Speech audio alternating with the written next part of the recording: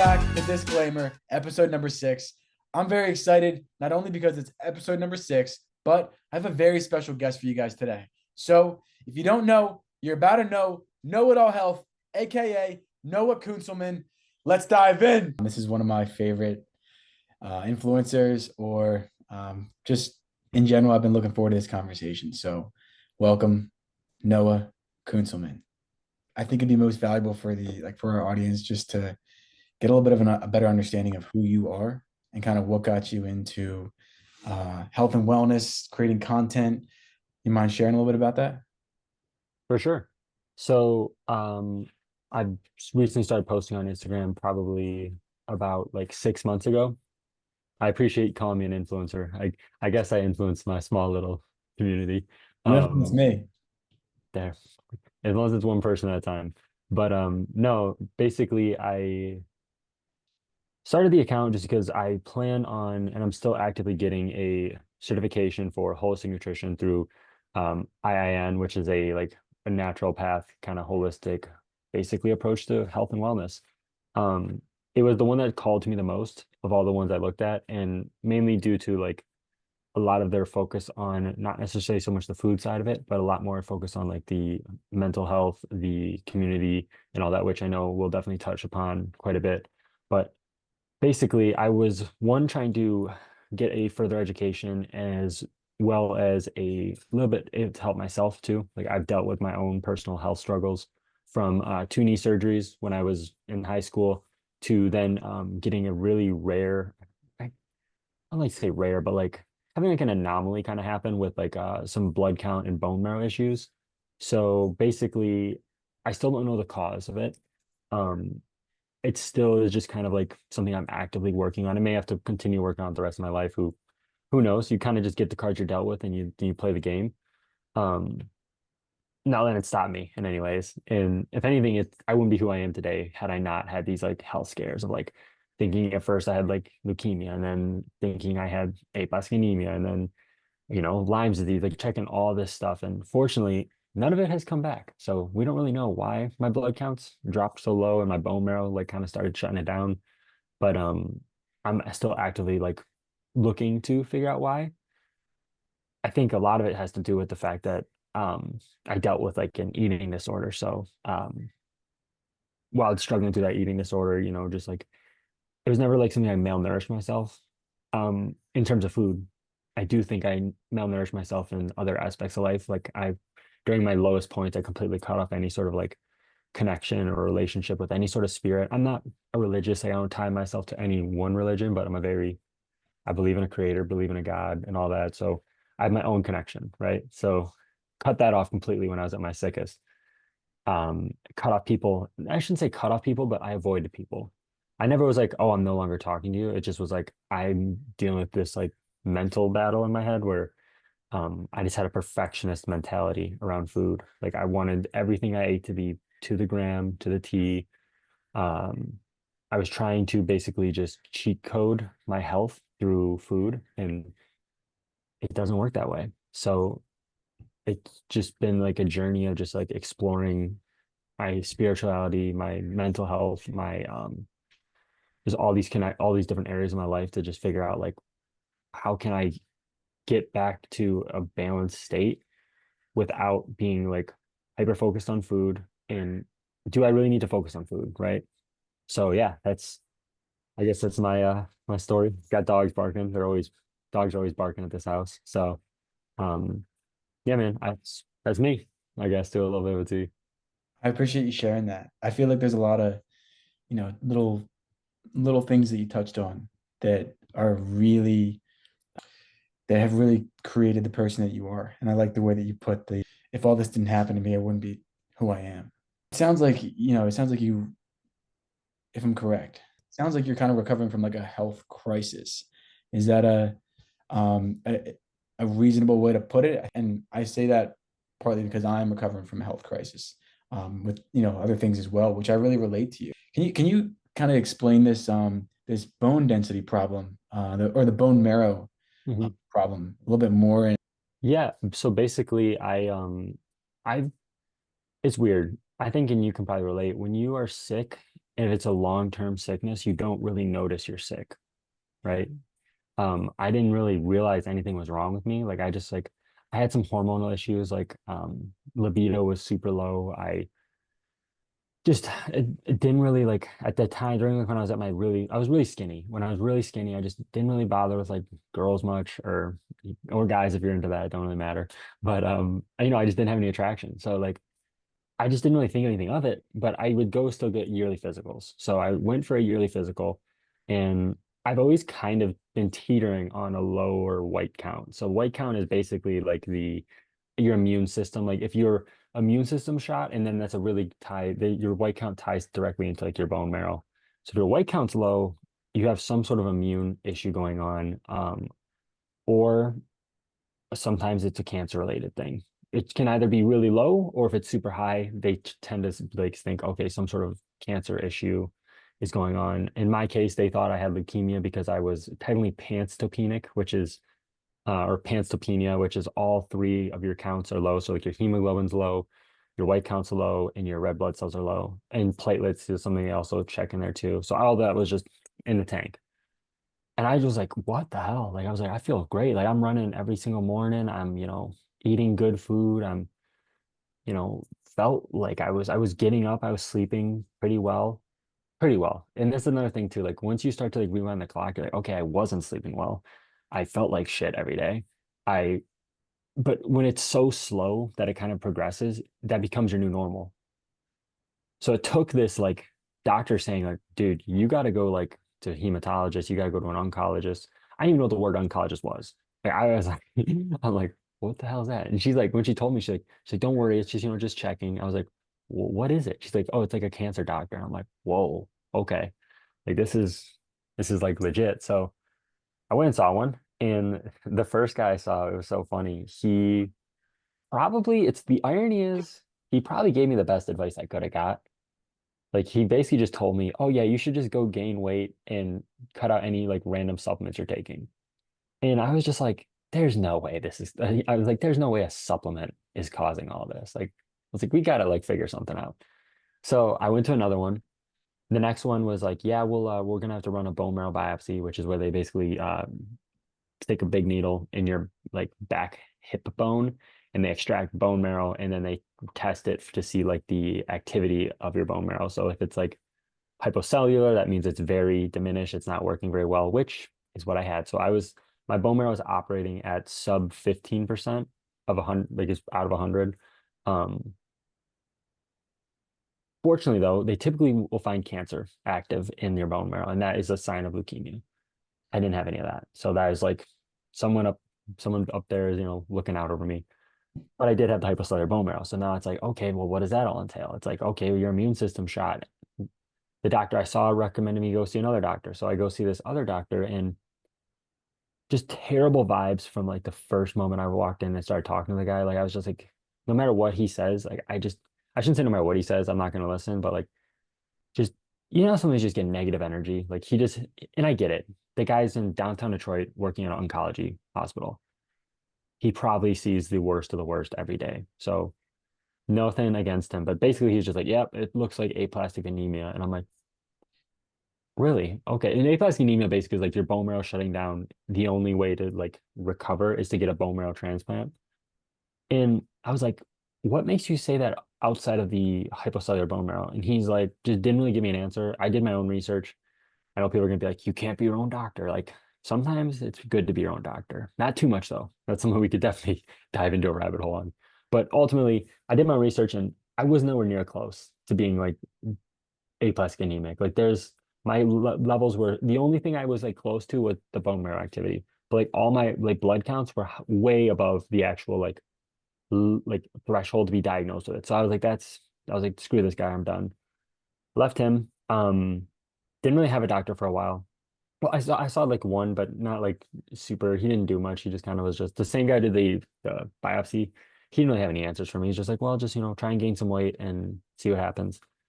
So okay. And he said, well, stop running too. That was a big thing. I stopped running completely. But oh, un momento. So yeah, I just like went, got all that, did all this time with these doctors, and then I ended up meeting like this super cool, just excellent. She's not really a doctor, but she is a doctor. It's weird. I don't really know how to explain it. Like she is a now like a separate, she's her own practitioner, but she works primarily with people who have like cancer for the most part. I didn't have it, but I had like a lot of the symptoms and like signs of like people who have cancer. So worked with her. We did a little bit of work on like mental health. Um, Tried a few therapies, like there's a thing called ozone therapy. We tried that. It didn't really do much. Basically just we ended up trying all this stuff and still love she's still I still talk still work with her to this day and we don't have any answers. But what we did find is the more I just kind of started to like focus less on like me trying to be the perfect subject and improve my health and just lean into like the general joys of life, the healthier I got. Mm. So does that make sense? Like I spend all this time and money just trying to be the perfect, take the perfect supplement, eat the perfect food, follow the perfect diet, and it helped me gain weight. It didn't help me like actually heal though. So Mm. something was missing. And that's kind of like what led me into the next area of my life. This whole like getting a certificate, like exploring like community more and just trying to strengthen my mind more than anything. Mm. So, yeah. Wow, that's heavy. But going into the perfection, because that's kind of what you ended on there. What sort of things helped you transition or work through that perfectionist mindset? Maybe someone hearing this is like, I'm a perfectionist. I stress about what I eat, seed oils, PUFAs, phthalates, all those things. What was sort of what was there a point? I'm assuming there probably wasn't a point where you're like, oh, I'm a perfectionist and to just change this. What sort of helped you change that mindset? A good question. And I'm going to rewind the clock. I mean, it definitely wasn't an overnight fix. That was something I told myself throughout this whole health journey. Like, clearly, I didn't get here overnight. So Mhm. it's not going to be corrected overnight. So that alone already started to help like plant the seed in my head that like I'll never be perfect to the point where I eventually like, I'm not Brian Johnson, like, spending $15 million to like, avoid the sun and like get all this. Like, I'm not going to do that. Kudos to him for doing it. I mean, he's living his best life, but that wasn't going to be for me. I don't have that money. But no, I think so. There's a really good book called The Boy, the Fox, the Mole, the Hound, and there's a quote in it that I absolutely love. And this is kind of like to get to like how I found out how to get past perfectionism. And the quote says, "Asking for help isn't giving up. Asking for help is refusing to give up." Mm. And I say all that just because the only way I got out of being a perfectionist was by asking for help. I went and got a therapist because I was dealing with an eating disorder. Um, Fortunately, I connected really, really well with my therapist that I first saw. Like, it's not common. I think that's something people get wrong. Like, they get one and they're like, okay, I have to stay with this guy or this girl, whatever it is. I got lucky, and me and the guy that I worked with, deep connection. Like, we still to this day. I haven't seen him probably or like been a patient of his for probably about over a year, a little over a year now. Um, but we still text. Like, I still keep in touch with him just because like we're friends, we're homies at this point. That's not gonna happen to everyone. Everyone's gonna have different, things with therapists. But find a good therapist if you are open to it. Um, Find like somebody to love and love you. It doesn't have to be your family. I was once again very lucky. My family is amazing. My mom, my dad, my brother's wife, my friends. Like I've always had a very good community around me, even though during those times when I dealt with my eating disorder, I neglected my relationships with them, which not gonna say I wish I changed, but like if I could rewind the clock and just like backhand younger Noah, I'd be like, dude, you've got some all-stars around you. Lean into them, enjoy them. You don't have them for every day of the rest of your life, and they won't have you. So, like find someone a group, a community. You get to create your family. That's another thing too. Also, if you read The Boy, the Fox, the Mole, and the Hound, that whole book is about the idea that you don't get to choose your family. Well, no, you get to choose your family. You don't have to stay with your immediate family because I know a lot of people aren't gifted. great parents, great brothers, like, but that's okay because you can may have better friends, you can find mentors. A lot of my friends are like that I made too during this health journey. They're 20, 30 years older than me, could arguably they could be my dad, like biologically speaking, but like we connected because we just have like shared outlooks on life. Like find people in your life that want similar things or are actively pursuing similar things. By doing that, you just kind of feel safe. And the more your body feels safe, the more it is likely to heal. A body in danger is going to stay in danger. A body in peace and tranquility will have more time to actually correct the systems that are malfunctioning. So it's a big thing I believe in is just having a strong family, a strong community in whatever way possible, get that body to calm down. If the body's calm, your mind's calm, it can go into its healing and repairing phase. It's no different from sleeping. Also, if you see him here, a dog is a nice touch. They definitely help in your healing journey too. So No, those are awesome tools. Yeah, there's a fine line between being informed and being imprisoned by information. hmm I think the message there is, find a community, and that's easier said than done. Community is, I don't want to say the most important nutrient, but there's something to be said about community being like the essential nutrient. But there's no, I don't think there is an essential nutrient. It's this combination, it's this puzzle piece of nutrients that you got to kind of piece together. hmm But it sounds like community was one of the largest things that helped you heal. Yeah, I think for me it was a big lever. Let me ask you this question. Like if you are taking your let's rewind the clock, like because you've dealt with your own personal health crisis and all that stuff. When was the first like time? So obviously after you've had surgery, so like surgery is a pain in the ass. Anyone who's ever had surgery knows, and anyone who doesn't have surgery, thankfully doesn't know. Or maybe no. I mean, there's a lot to learn from surgery. It's a huge mental reload, and there's a lot of stuff you need to do that it's hard to do when you get that feeling of being a burden somewhat, right? Like I think that's one of people's number one fears and how they have surgery is like I'm a burden to someone in my life because someone has to you probably will need someone to help take care of you in some way, whether it's a doctor, whether it's your loved one, whether it's your mom, your dad, your brother, someone is actively having to put their needs to the side and help you. So let me ask you this, like if you could describe like your base of getting back from a surgery, rewind the clock, what would you have done differently that you maybe, or what were some of the mistakes you made your most recent surgery coming out of it? That's a really good question. Looking back, if I could tell myself this will help you the most, it's find a community. It goes exactly to what you're saying. Like the community, I mean, sure, the food helps. And I think that's partly why I ended up, becoming a little bit more like hyper fixated on what I ate and trying to optimize all these different things so that I could heal and be back to normal or 100%. But community helped me the most because I was able to, like, I don't exactly understand what happens in the brain or how community works, but having relationships, people you can trust, people you can go to in terms of stress, anxiety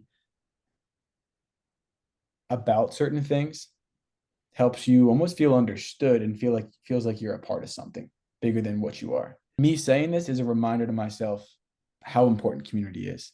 Because looking back, some of the mistakes that I think I made, to answer your question, are masking the pain with distractions is a bit kind of a big one. So just kind of putting yourself in an environment that maybe you know that you don't need to be in, like with a certain group of people or going out to do something. I think that can really kind of like stagger the healing process because you're distracting rather than getting to the root cause. At the time, I was on Percocet for like the first week or so. Mm-hmm. I think that is something that I wish I was a little bit more educated on. It's like I was just masking like this pain, and I'm unsure, and like there's something to be said about pain, and like nothing against Percocet and stuff like that. Some people definitely need it, especially if you're, in chronic pain, or you're, something terrible happened to you. Um, but not leaning on these things as crutches, and trying to get to the root cause and understand the body a little bit more, and understanding kind of the whole situation that I was in. Something that I would remind myself is find a good community, find a good group of friends, people, connect with your family. I think Hmm. that's the biggest things that helped me heal. As you mentioned, your family is kind of like they're a bunch of superheroes. I think that some people overlook that. Like it's a luxury that not everybody has. Yeah. So finding a community and then working on understanding the root cause, not just masking the pain with a distraction. I really appreciate you asking that. Of course, dude. I mean, I think it's a really good way to like kind of like lean into something that I know we've talked quite a bit about is basically one, just the role of community in terms of like overall health and well-being in this like huge rise, especially in like the social media space, and partly why like I struggle sometimes like with social media personally. Like there's some really great people that I'm friends with and follow on there, but like their constant just focus and just like being like, I don't like to use the word fear monger because I think they have good intentions. Like they're not doing it to be bad, like malicious, but like this like they're ingraining in people's minds that like if you have a seed oil, you're gonna like just die.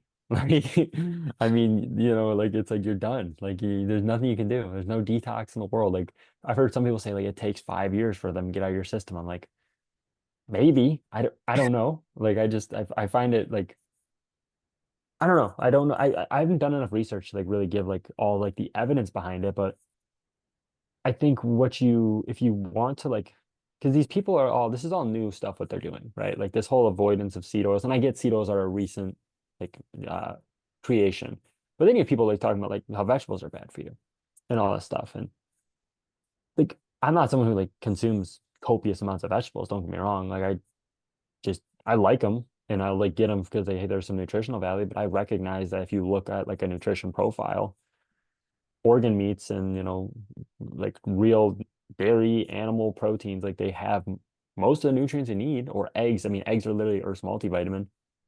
That doesn't mean you can't have vegetables. You know what I'm saying? Like if someone like makes you or you go out to a restaurant, like I would still say like you're probably okay getting the side of veggies that would come with a steak. Like I don't think you have to be the person who gets just a steak and there's just like a sad piece of meat on there. Like get some color in there.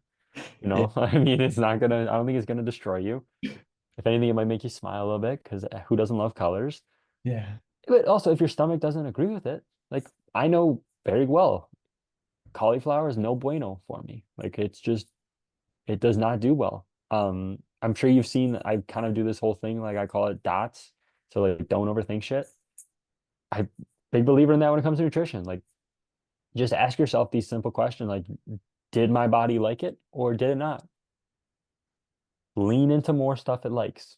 I'm not saying you can't ever have the stuff it doesn't like, because I would die on my shield in saying nobody's body actually enjoys a Popeyes like fried chicken sandwich. You may like the taste of it, but your body definitely is not happy it's consuming that. You know what I'm saying? But it's it's a one like it's not going to kill you though. If you go to like if you're out with friends and stuff like that, you probably won't even realize you just consumed it. Like I had a really funny story when I was in Europe. Last time I was with family friends. We were doing like a traditional Spanish cuisine where you like do like 20 different meals in one night. Also at like 11 o'clock. So like the eating disorder me is like having a mental breakdown because I was someone who's like, oh, you can't eat past 8. You know what I'm saying? But it's like 11 o'clock and I'm eating a calamari sandwich. Disgusting. Don't recommend. But I ate it. And lo and behold, I didn't really care that I was eating it. I was with people that I love and having a good time. My stomach was okay. I mean, if I would have been by myself sitting in a room eating that, I probably would have had gastric distress and like had to go and like yak it up or go to the bathroom immediately, or just my stomach would just feel like it's in a knot. But when your body's calm, it can do everything better. So my body was calm. It was not. stressed. It was not alone. It was just in a very calm state, happy state. So my systems are operating much better. That's why, even if you eat out regularly and you eat these seed oils, I think if you're eating them in a way that your body is not stressing about eating them, then you'll probably digest them better and you won't have as much distress. I think the inflammation comes from when you are more aware of what you're putting into your body. That kind of sounds weird to say, but like I'm not really thinking about what is going in my body. I'm just like, oh my God, I'm having so much fun with the people I care about. This is just, part of the experience. So I think my body is just like, okay, let's get this in and out. We don't want this here for too long. Whereas like if I'm thinking about it, it may be like, oh my God, how am I going to process this? How am I going to break this down? And it probably just stresses out. Like your gut probably stresses out. Your mind definitely is stressed out. So that's going to lead to poor gut motility. Like I think about like this, and I'll let you cut in here in a sec too. Um, would you probably want to eat even a ribeye? Like let's say you had like a clean ribeye steak. I don't think your body would process it too well if it just got done outrunning a lion. Like it just like like you're running from a lion, you jump in like the lake like a movie, and you get out of the lake, the lion runs away. Like just whip out a ribeye steak and eat it. I can't imagine your body would enjoy it because it just thought it was going to die. So every system in your body right there was in fight mode. So it was pumping blood into your muscle, no blood or no like fluids in your like actual stomach to help aid digestion. Everything was going to you don't die. And what's crazy enough is, I mean, even something as simple as getting a text on your phone shows similar reactions to people thinking they're going to die from a lion attack. So when people are texting on their phones, eating and all this stuff too, which is a whole other tangent you could go down.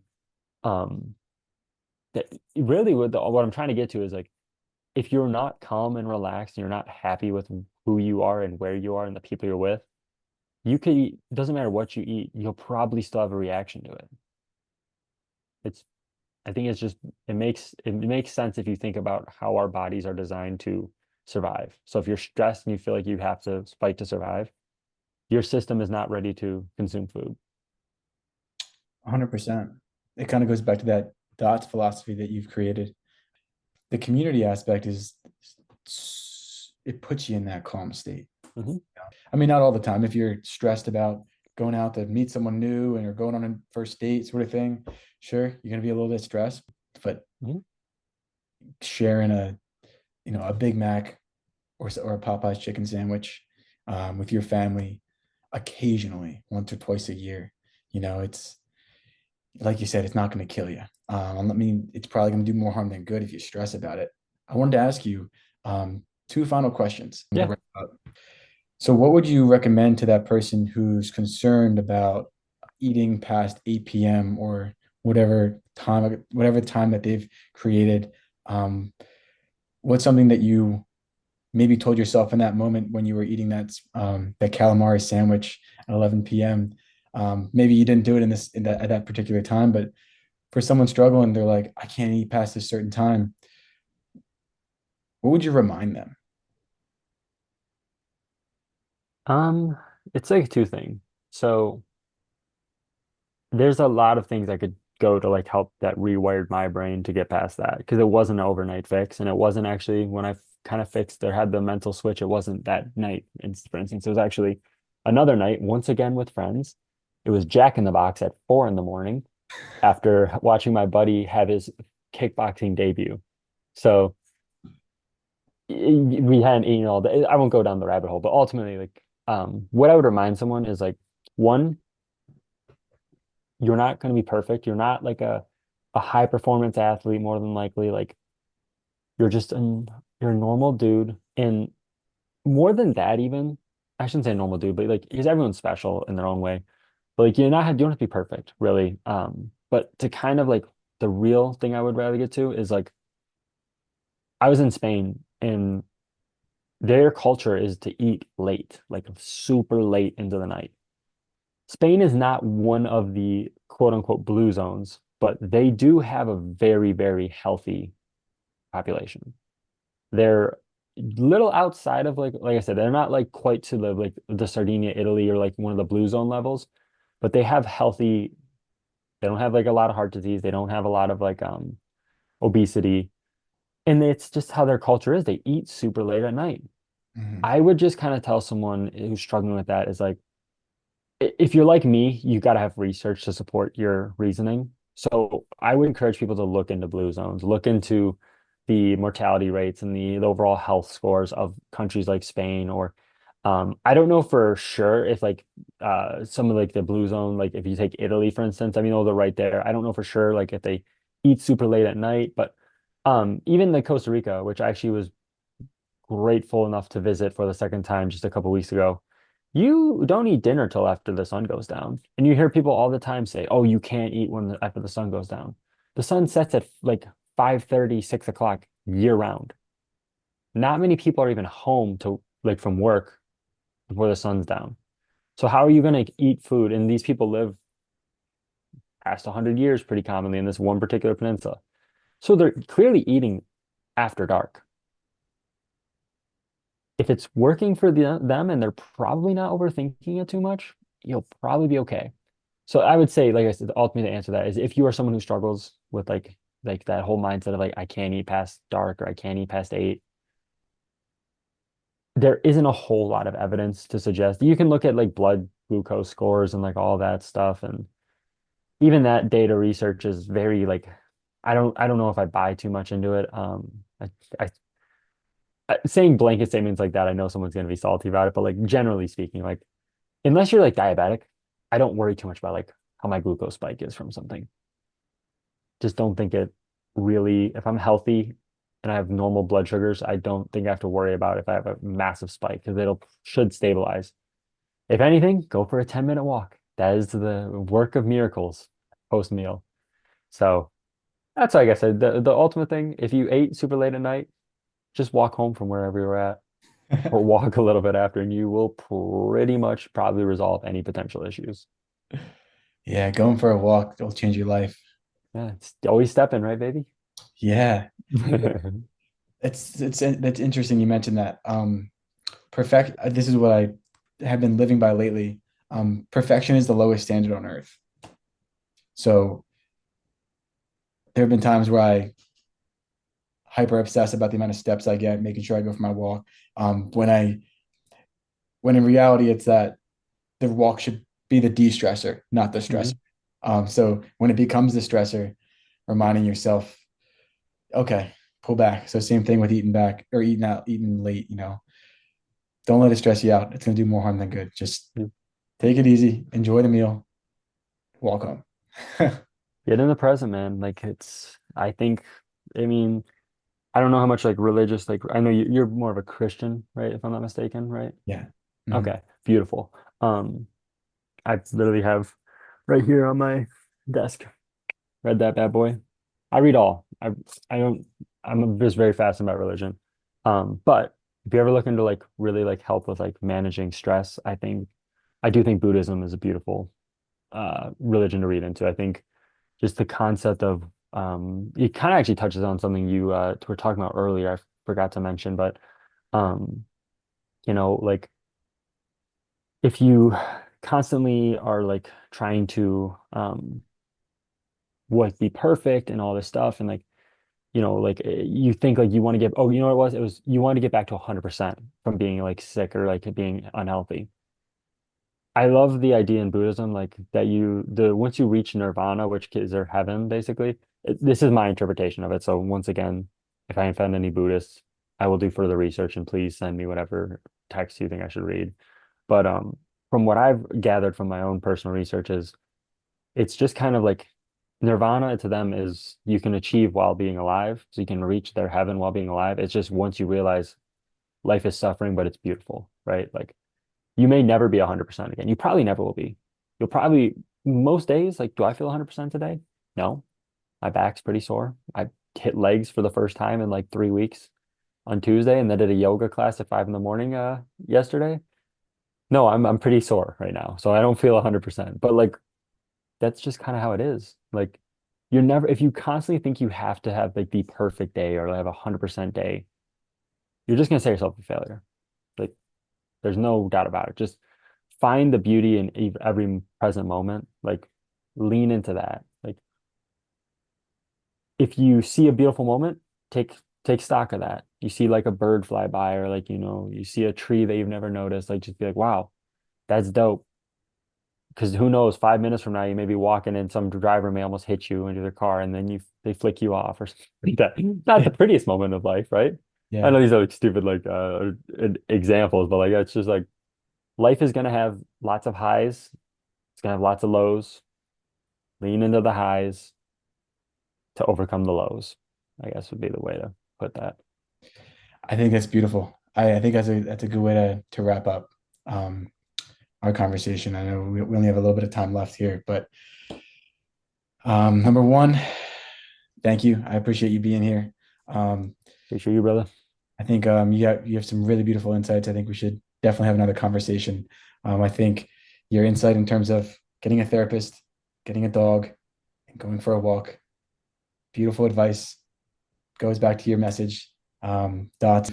So, in saying all that, I want to thank you again for being here. And if you're still listening, thank you guys for listening.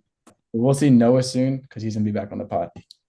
We got a lot more to discuss. I know we just scratched the surface, but Clay, I appreciate you, brother. You have a beautiful light in you. I'm sure your community, from all the people I've met on there, some of them the same for me. Beautiful light in them. Continue. So we did get cut off, but I'm gonna let Noah just jump in real quick, finish up. So Yeah. go for it. All right. Well, what I was just saying is, lean into the beautiful light in you, lean into the beautiful light around the people around you. Clay, once again, I appreciate the opportunity to join this podcast. You are a genuine dude.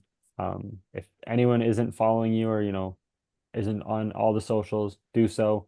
Lots of wisdom, lots of light, and just good energy. So I appreciate you. Keep spreading good love, brother. Last thing, just let people know where they can find your content, and then we'll wrap up. Alrighty, brother. It's at the moment, it's just know it all on Instagram, know it all health.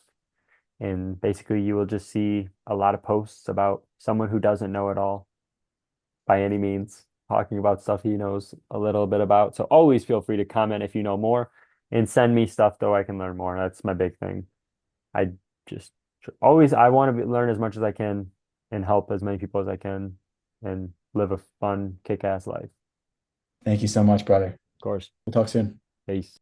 Thank you for listening, friends. If you're still here, you're in luck. I have a special episode with Noah coming out in the future where we dive into his trip to Costa Rica, some of my struggles, and Noah's advice.